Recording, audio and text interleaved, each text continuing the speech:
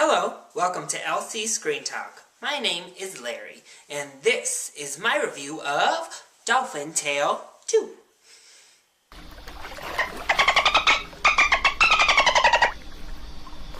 So I have to admit that I was kind of a sucker for the first Dolphin Tale. I thought it was cute, I thought it was heartwarming, and I overall enjoyed the experience of Dolphin Tale. And I didn't quite like Dolphin Tale 2 as much as the first, but I still appreciated it for what it was. So, let's get into the positives of what Dolphin Tale 2 does right. The first thing is that the animals are still as charming as ever. At the heart of this story are the animals. It's still about winter, and then it's about a few other animal companions along the way, and in that, our biggest comedic relief comes in the form of a bird, a pelican. So, the animals are still great, and if you know me at all, you know that I'm a huge animal lover, a huge animal rights activist. So, a movie about animals and telling the story of animals in such a positive light usually kind of suckers me in a little bit, so I may be swayed in my review just a tad. But, outside of that, I thought the story was okay. It was shot really beautifully. It is a true story, and it looks gorgeous throughout the entire film. And I think everyone involved across the board genuinely put in effort. They were there because they wanted to be there. They wanted to tell this story. You can see the effort put into the film. And that goes into the actors as well. And I think we did have some shining spots within blah acting.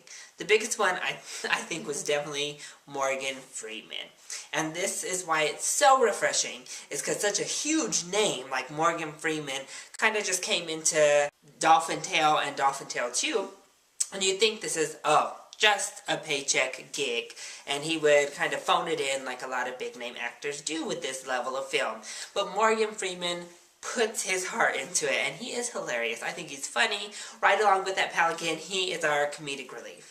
The same goes for Ashley Judd. Now I know, especially in recent years, she has not had the same film opportunities that Morgan Freeman has, and her star power has definitely fallen from her heyday, but she really gives a natural, heartfelt performance, and I appreciated it. And so did the rest of the cast. I'm not going to say that the others outside of those two really were necessarily good in the movie, but you can feel them trying. You can feel them really working to create a character.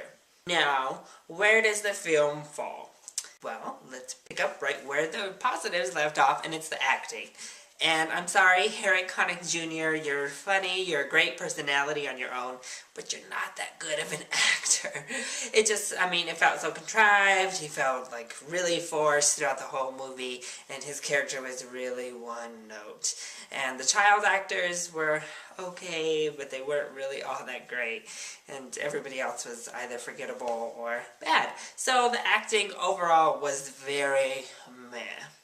The acting really helps bring it down to a B-level movie, kind of like it could be a made-for-TV movie. The production value looks gorgeous, so it looks cinematic, but when you see like the acting and hear the writing, then you think, oh, this definitely could have been a made-for-TV or made-straight-for-video type of film. The storyline and the writing also are very meh. They're not necessarily bad, but they're not good either. And I think where this film falters so much is that it doesn't have the heart of the first movie. Like, it creates these problems, and again, it's hard to say create because this is a true story. So they focus in on these problems and try to make it into something for the audience to really buy into, but you're never buying into it as much as you were in Winter's Tale in that first one, and getting the tale for the dolphin and the inspirational story that this dolphin represented in the first film. And I think it was very evident when they rolled the end credits, and they showed the actual footage of actual Winter and the animals, and again, they touched on what that first movie really focused on. They showed veterans. They showed professional athletes who happened to be in the film. They showed young children who didn't have legs, who didn't have arms, that came and were inspired by this dolphin and his prosthetic tail. And that's really where the heart is. And I think that ending montage was my favorite part of the movie, and it really only rolled over the end credits. But it's so touching to me how much Winter the dolphin, with his prosthetic tail, inspires children, inspires old veterans who had war injuries, just anybody who kind of feels different or isolated, obviously in a physical way, but I think it expands further than that. And Winter is really an inspiration for anybody who feels different or feels isolated. And I think it's just such a heartwarming story to see these people come and interact with this dolphin. To me, that was what made the first film relatable and so charming and heartwarming and fun to watch. And this one definitely lacks that inspiration and heart. Overall, do I recommend the movie? I definitely recommend it for children. The children in my screening thought that penguin was so hilarious. The adults and the children thought Morgan Freeman was so hilarious.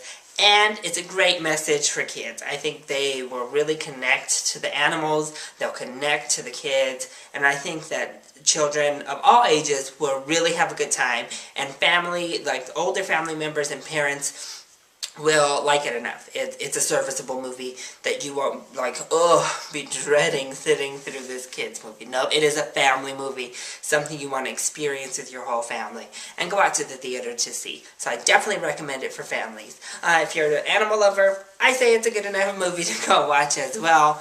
Anybody other than that demographic might be stretching it, and I would say, if at all, check it out on rental.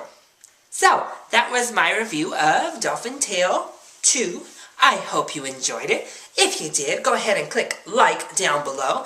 And don't be afraid to subscribe to my channel so you're always up to date on my latest videos.